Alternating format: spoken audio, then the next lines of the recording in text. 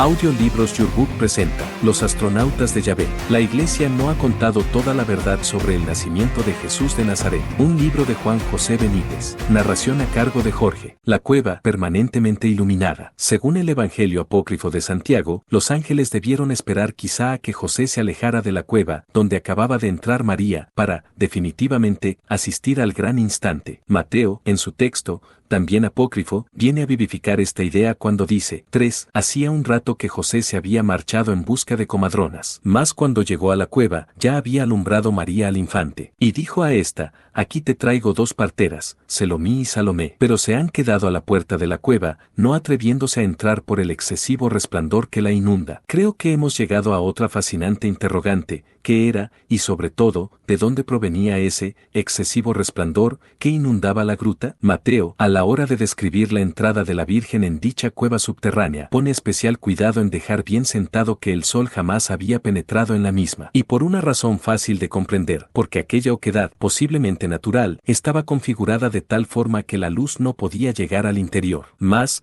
en el momento mismo en que entró María, continúa Mateo, el recinto se inundó de resplandores y quedó todo refulgente, como si el sol estuviera allí dentro. Aquella luz divina dejó la cueva como si fuera el mediodía. Y mientras estuvo allí María, el resplandor no faltó ni de día ni de noche. También Santiago coincide con Mateo en tan enigmática y potente luz. Al llegar al lugar de la gruta se pararon. Se refiere, como sabemos, a José y a la partera, y he aquí que ésta estaba sombreada por una nube luminosa. Y exclamó la partera: Mi alma ha sido engrandecida hoy, porque han visto mis ojos cosas increíbles, pues ha nacido la salvación de Israel. De repente, prosigue el Evangelio apócrifo, la nube empezó a retirarse de la gruta y brilló dentro una luz tan grande que nuestros ojos no podían resistirla. Esta, por un momento, comenzó a disminuir hasta tanto que apareció el niño. Quizá la clave nos la da ya Santiago al referirse a esa nube luminosa que estaba sobre la boca de la cueva. De nuevo aparece la nube. Si analizamos el pasaje con detenimiento, notaremos que la nube en cuestión estaba sombreando la gruta. Señal esta, inequívoca, de que los hechos transcurrían a plena luz del día. De lo contrario, la nube no habría arrojado su sombra sobre tierra. Sin embargo, el autor sagrado califica dicha nube como luminosa. ¿Cómo podía ser si, generalmente,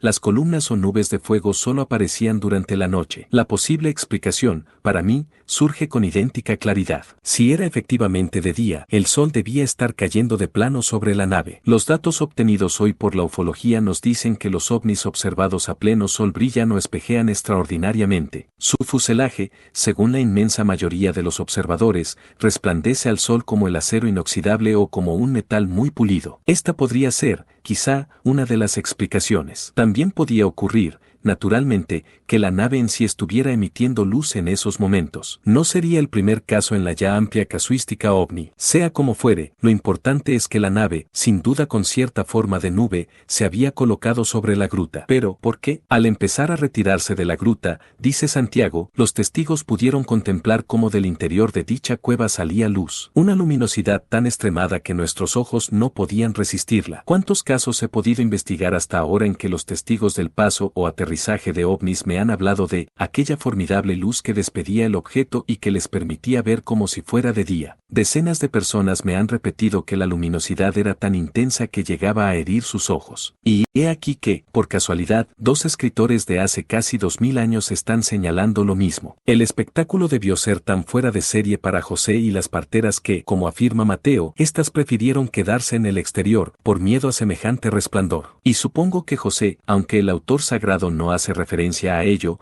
también tropezaría con algún que otro problema a la hora de decidirse a traspasar la entrada de la gruta.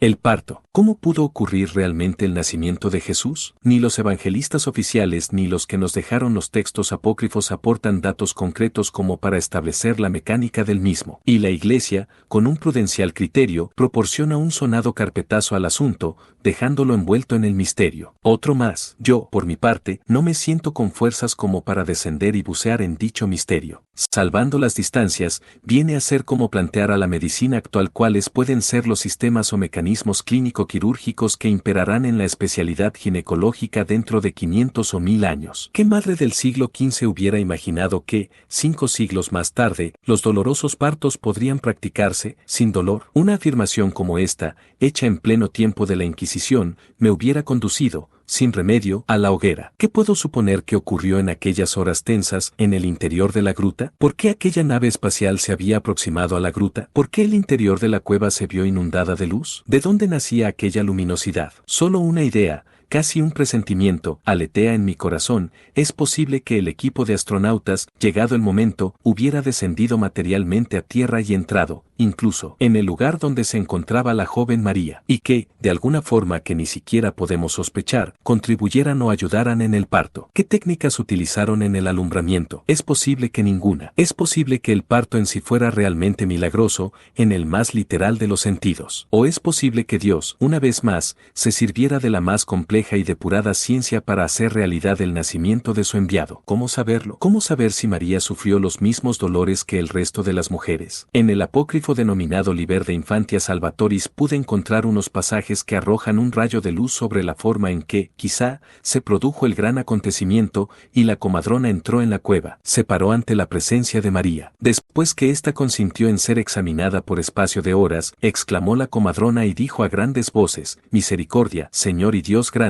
pues jamás se ha oído, ni se ha visto, ni ha podido caber en sospecha humana que unos pechos estén henchidos de leche y que a la vez un niño recién nacido esté denunciando la virginidad de su madre. Virgen concibió, virgen ha dado a luz y continúa siendo virgen. 70. Ante la tardanza de la comadrona, José penetró dentro de la cueva. Vino entonces aquella a su encuentro y ambos salieron fuera, hallando a Simeón, uno de los hijos de José, de pie. Este le preguntó: Señora, ¿qué es de la doncella? ¿Puede abrigar alguna esperanza de vida? Dícele la comadrona: ¿Qué es lo que dices, hombre? Siéntate y te contaré una cosa maravillosa. Y elevando sus ojos al cielo, dijo la comadrona con voz clara: Padre omnipotente, ¿cuál es el motivo de que me haya cabido en suerte presenciar tamaño milagro, que me llena de estupor? ¿Qué es lo que he hecho yo para ser digna de ver tus santos misterios, de manera que hicieras venir a tu sierva en aquel preciso momento para ser testigo de las maravillas de tus bienes? Señor, ¿qué es lo que tengo que hacer? ¿Cómo podré narrar lo que mis ojos vieron? Dícele Simeón: Te ruego me des a conocer lo que has visto. Dícele la comadrona: No quedará esto oculto para ti, ya que es un asunto henchido de muchos bienes. Así pues, presta atención a mis palabras y retenías en tu corazón. 71. Cuando hube entrado para examinar la doncella, la encontré con la faz vuelta hacia arriba, mirando al cielo y hablando consigo. Yo creo que estaba en oración y bendecía al Altísimo. Cuando hube, pues, llegado hasta ella, le dije: Dime, hija, ¿no sientes por ventura alguna molestia o tienes algún miembro dolorido? Mas ella continuaba inmóvil mirando al cielo, cual una sólida roca y como si nada oyese. 72. En aquel momento se pararon todas las cosas, silenciosas y atemorizadas,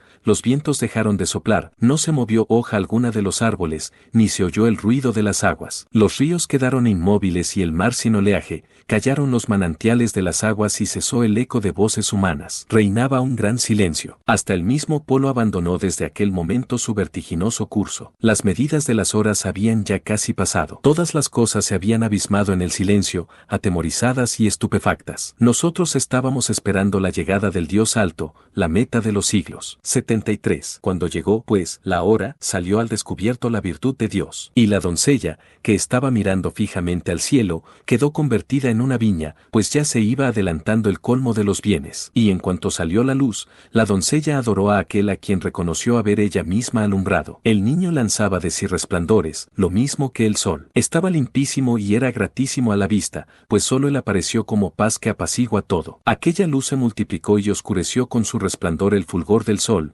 mientras que esta cueva se vio inundada de una intensa claridad. 74. Yo, por mi parte, quedé llena de estupor y de admiración y el miedo se apoderó de mí, pues tenía fija mi vista en el intenso resplandor que despedía la luz que había nacido. Y esta luz fuese poco a poco condensando y tomando la forma de un niño, hasta que apareció un infante, como suelen ser los hombres al nacer. Yo entonces cobré valor, me incliné, le toqué, le levanté en mis manos con gran reverencia y me llené de espanto al ver que tenía el peso propio de un recién nacido. Le examiné y vi que no estaba manchado lo más mínimo, sino que su cuerpo todo era nítido, como acontece con la rociada del Dios Altísimo, era ligero de peso y radiante a la vista. 75. Cuando tomé al infante, prosigue su explicación la comadrona, vi que tenía limpio el cuerpo, sin las manchas con que suelen nacer los hombres, y pensé para mis adentros que a lo mejor habían quedado otros otros fetos en la matriz de la doncella, pues es cosa que suele acontecer a las mujeres en el parto, lo cual es causa de que corran peligro y desfallezcan de ánimo. Y al momento llamé a José y puse al niño en sus brazos. Me acerqué luego a la doncella, la toqué y comprobé que no estaba manchada de sangre. ¿Cómo lo referiré? ¿Qué diré? No atino. No sé cómo describir una claridad tan grande del Dios vivo. Ningún resto de sangre. Prescindiendo de la multitud de exclamaciones, más o menos poéticas, de la comadrona, y que se deben sin duda al entusiasmo o fervor del autor sagrado, el texto en sí, suponiendo que recoja la verdad, aporta algunos detalles interesantes. Por ejemplo,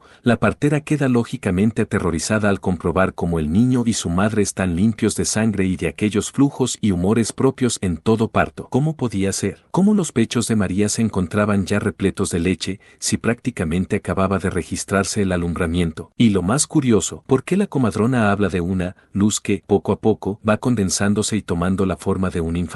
El Evangelio apócrifo de Mateo, así como el de Santiago, coinciden con este último en la falta de manchas de sangre, en los pechos henchidos de leche y, por supuesto, en la virginidad de la joven. Y de nuevo bajo el camuflaje del milagro, surge otra interrogante, no menos sospechosa. ¿Qué sucedió realmente con la mano de una de las comadronas? ¿Por qué dice Mateo que quedó seca nada más tocar la vagina de María? He aquí el texto de dicho apócrifo. 4. La otra comadrona, llamada Salomé, al oír que la madre seguía siendo virgen a pesar del parto, dijo, no creeré jamás lo que oigo, si yo misma en persona no lo compruebo. Y se acercó a María diciéndole, déjame que palpe para ver si es verdad lo que acaba de decir Salomé. Asintió María, y Salomé extendió su mano, pero ésta quedó seca nada más tocar. Entonces la comadrona empezó a llorar vehementemente. Santiago es más explícito y afirma que la mano de la partera quedó carbonizada. ¿Qué fue lo que pasó? Sin querer me viene a la memoria un hecho igualmente misterioso, registrado precisamente en el instante de la resurrección de Jesús de Nazaret y que los técnicos de la NASA han demostrado recientemente como una formidable radiación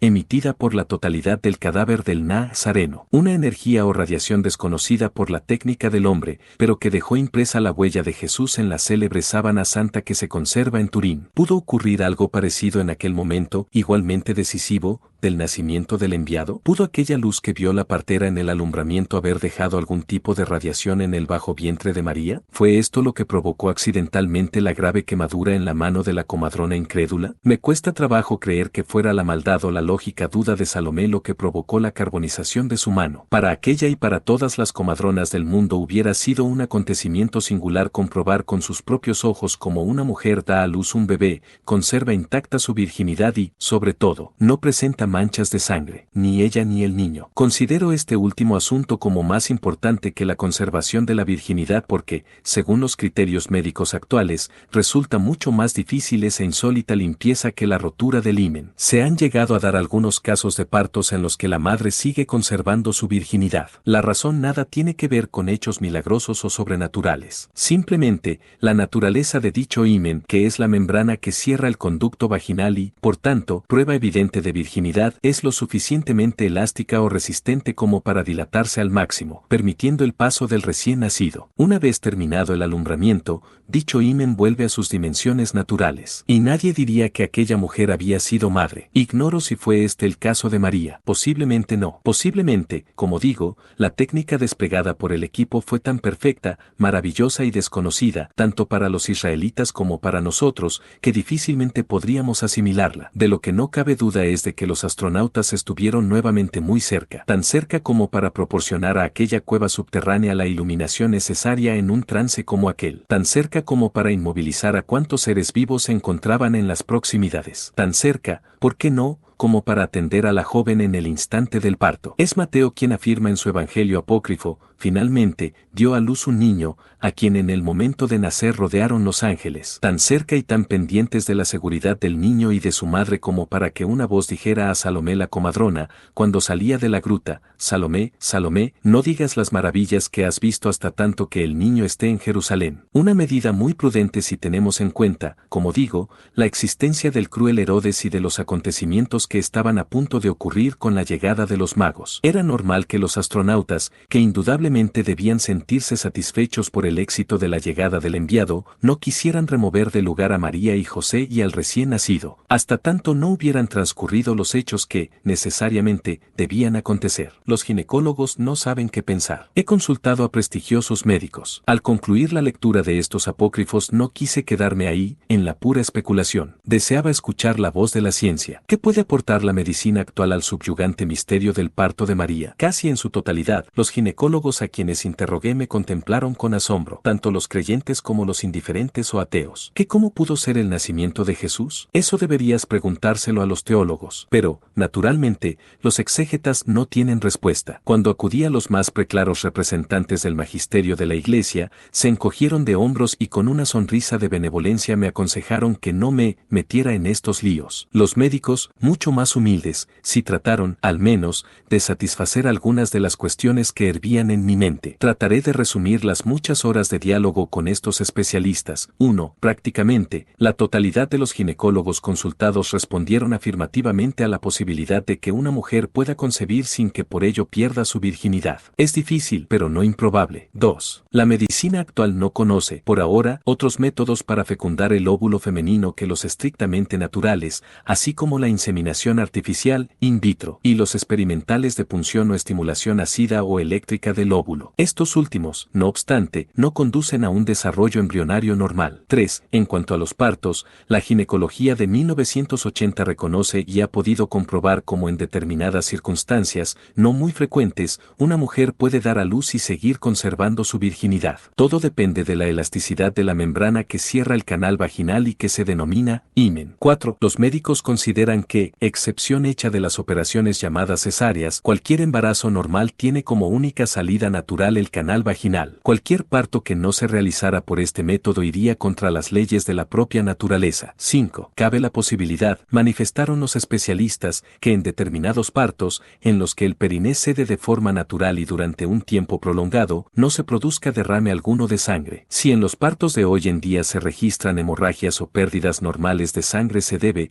fundamentalmente, a que, dada la celeridad con que se practican, es preciso rasgar los tejidos. En tiempos pasados, y sin las prisas que caracterizan a nuestros días, la preparación al parto podía durar hasta 2 y 3 días. Hace 40 o 50 años, por ejemplo, el parto en sí podía tener una duración normal de 10 a 12 horas. Hoy, y por razones que todos conocemos, los partos pueden durar entre 4 y 6 horas, por término medio. Lo que ya resulta casi imposible es que el niño aparezca absolutamente limpio. Los líquidos y secreciones que lo cubren y protegen en el seno materno no son eliminados en el proceso del alumbramiento. 6. Un parto que se salga de estos límites solo podría ser asimilado por el hombre en base a una ciencia o tecnología superiores y actualmente ignoradas o por la vía del milagro, es decir, por encima de las leyes físicas naturales conocidas. 3. Técnicas milagrosas. El juicio de la medicina sobre el espinoso tema no puede ser más prudente, y en buena medida comparto esos criterios. Creo que un parto podrá ser considerado como natural, siempre y cuando la criatura venga al mundo tal y como ha marcado la naturaleza. Pero entiendo que este no es el caso de Jesús. Los evangelios coinciden en ello. El Hijo de Dios hecho hombre fue parido de forma misteriosa, y sin querer nos deslizamos nuevamente al origen del planteamiento. ¿Era un parto milagroso o misterioso porque las gentes sencillas de hace 20 siglos no estaban capacitadas para comprender técnicas quirúrgicas como las nuestras, por poner una comparación? ¿O fue un parto sobrenatural, en el sentido literal de la palabra? Es decir, un alumbramiento, por encima de las leyes naturales. Por supuesto, no puedo contestar a semejante interrogante. ¿Qué más quisiera yo? Si haré otra cosa, depositar en el corazón del lector una nueva incógnita, y para ello me serviré de 3 hechos reales y concretos. 1. Parece ser que en algunos centros hospitalarios de los Estados Unidos se trabaja en la investigación de un láser que podría sustituir en buena medida a la comadrona e incluso al médico. Si el descubrimiento prospera, no tardaremos mucho en ver en nuestros hospitales un láser especial que, en segundos, abre el vientre de la futura madre. El niño es extraído limpiamente y ese mismo rayo cierra y cauteriza la herida, sin dejar cicatriz alguna. La operación puede durar menos de 5 minutos. 2. En muchas clínicas se utiliza ya la llamada vigilancia electrónica. Fue la maternidad Baudeloque, en París, una de las primeras en utilizar este nuevo descubrimiento. Aunque la mortalidad infantil está disminuyendo en los países occidentales, no sucede lo mismo con los niños anormales. ovnis. Cada vez hay más. Y parece ser que una de las causas primarias son los partos difíciles. Pues bien, mediante la vigilancia electrónica, los médicos disponen de la necesaria información para saber si el bebé puede o no sufrir antes y durante el parto. Para ello colocan sobre el vientre de la madre un pequeño aparato detector del que pende un cable electrónico unido directamente a una máquina registradora. Este ingenio se encuentra en una habitación contigua, donde médicos especialistas observan las bandas magnéticas, las gráficas, las pantallas y toda la información que les viene a través del cable. Paso a paso y minuto a minuto, los médicos saben cómo va a desarrollarse el parto. La información más importante es la del ritmo cardíaco del feto. Si se comprueban síntomas de insuficiencia cardíaca, la intervención de los médicos puede ser decisiva para salvar la vida del pequeño. Se sabía ya desde hace tiempo que el niño puede sufrir en el vientre de la madre, pero lo que no se conocían eran las causas ni la intensidad de ese sufrimiento. Durante las contracciones de la madre, la circulación de la sangre en la placenta se para y el feto se queda momentáneamente sin oxígeno. Si esta situación se prolonga unos segundos de más, el niño corre el peligro de sufrir una lesión cerebral irreversible. La experiencia llevada a cabo con 2 monas demostró que si esta situación, denominada anoxia, se prolonga durante 6 minutos, las células del cerebro se destruyen totalmente, mientras que el corazón resiste perfectamente. Este nuevo robot para la vigilancia electrónica puede remediar este grave riesgo, y como estos problemas, los de la comprensión del cordón umbilical, RH, mala colocación del bebé, etc. 3. En los países más avanzados se han instalado en hospitales y clínicas privadas sofisticados aparatos para el diagnóstico, mediante ultrasonidos, en obstetricia y ginecología. Gracias a estos ultrasonidos, los ginecólogos pueden ver en pantallas bidimensionales el desarrollo, posición, anomalías y características del feto en todo momento. Pues bien, a la vista de estos 3 frentes concretos de la ginecología moderna, yo preguntaría al lector, ¿cómo hubieran sido calificadas estas técnicas y sistemas científicos en las épocas de Abraham, Herodes el Grande, Carlomagno, Santo Tomás de Aquino, Alfonso X el Sabio, Calvino o Benedicto XV? ¿Se hubiera hablado de milagro, de misterio o de intervención sobrenatural? ¿Un cambio tridimensional instantáneo? ¿Cómo reaccionaríamos nosotros si un grupo de científicos de la Tierra anunciara al mundo el descubrimiento de los cambios tridimensionales a voluntad? No hace mucho pude estudiar un informe de los supuestos habitantes de un planeta supuestamente ubicado en las inmediaciones de la estrella Wolf 424, a unos 14 años luz de la Tierra. Se trataba, como ya habrán adivinado los seguidores de la ufología, de humo. En ese informe, y al hablar de cómo hacen desaparecer sus naves, dicen textualmente: un observador que se encuentre a una distancia no excesiva puede observar la aparente aniquilación instantánea de una astronave de este tipo visualizada por él. 2 pueden ser los motivos de esa pseudo-desaparición, como hemos reiterado en páginas precedentes, en el instante en que todos los IBOSO modelo de entidad física elemental, correspondientes al recinto limitado por la ITOA, zona exterior envolvente de sus naves, cambian de ejes, dimensión, en el marco tridimensional en que está situado el observador. Toda la masa integrada en dicho recinto deja de poseer existencia física. No es que tal masa sea aniquilada, puesto que el substrato de tal masa la constituyen los IBOSO o dicho de otro modo, la masa se interpretará como un plegamiento de la urdimbre de los IBOSO.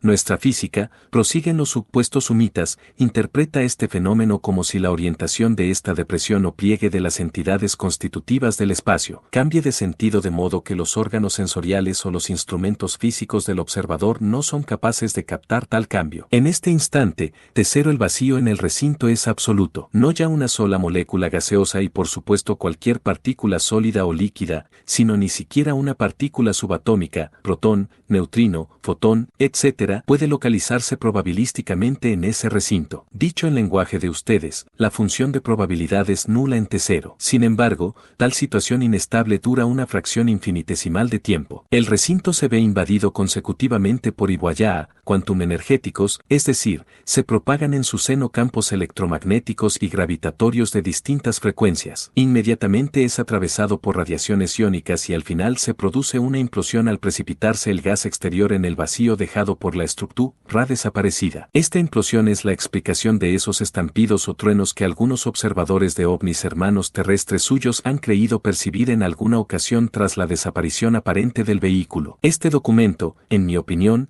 podría estar dándonos una pista sobre un futuro conjunto de métodos científico-técnicos para viajar por el espacio y, ¿por qué no?, para hacer desaparecer cualquier cuerpo, líquido, sólido o gaseoso o todos ellos a un mismo tiempo, y volverlo a recomponer o materializarlo en otro lugar. Si la ciencia humana llega algún día a semejante grado de perfección, el cambio tridimensional, instantáneo y a voluntad, de un feto, por ejemplo, sería como un juego. Momentos antes del alumbramiento, esa tecnología superior podría variar los ejes de todas y cada una de las partículas subatómicas del bebé, haciéndolo saltar al exterior de la madre y materializándolo segundos más tarde. Supongo que sería necesario salvar ese grave arrecife del vacío de que habla el informe de Humo y que, según parece, se presenta en el lugar donde estaba el cuerpo aniquilado. Aunque este esquema resulta hoy puramente hipotético, casi ciencia ficción, no estaremos planteando una duda gemela a la que podrían haber tenido los caballeros de la tabla redonda si alguien hubiera intentado explicarles el funcionamiento de un portaaviones o de una cámara fotográfica Polaroid. Quizá ese transporte de la totalidad de una masa de un marco tridimensional concreto a otro y su posterior retorno al primero, pudiera dar cumplida explicación a esa misteriosa frase de la partera del Evangelio apócrifo. Yo, por mi parte,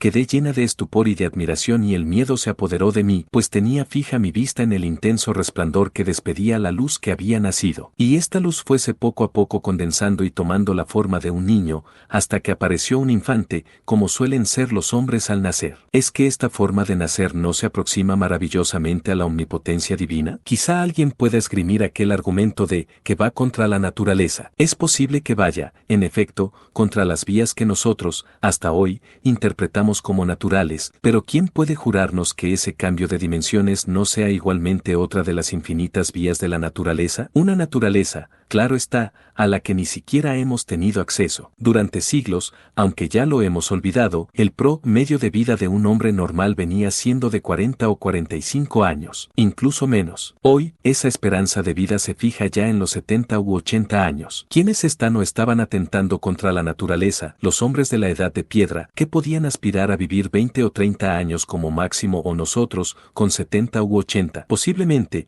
ni los unos ni los otros. ¿Qué podemos pensar, por tanto, de unos astronautas capaces de desplazarse hace 2000 años en naves siderales y cuyos hogares podían hallarse en remotos confines de nuestro universo o de otros universos paralelos? ¿Quién tirará la primera piedra de la duda sobre sus posibilidades tecnológicas? Y por si alguien puede seguir dudando sobre la presencia de esas naves hace 2000 años, he aquí, en el siguiente capítulo, lo que nos cuentan los asombrosos apócrifos.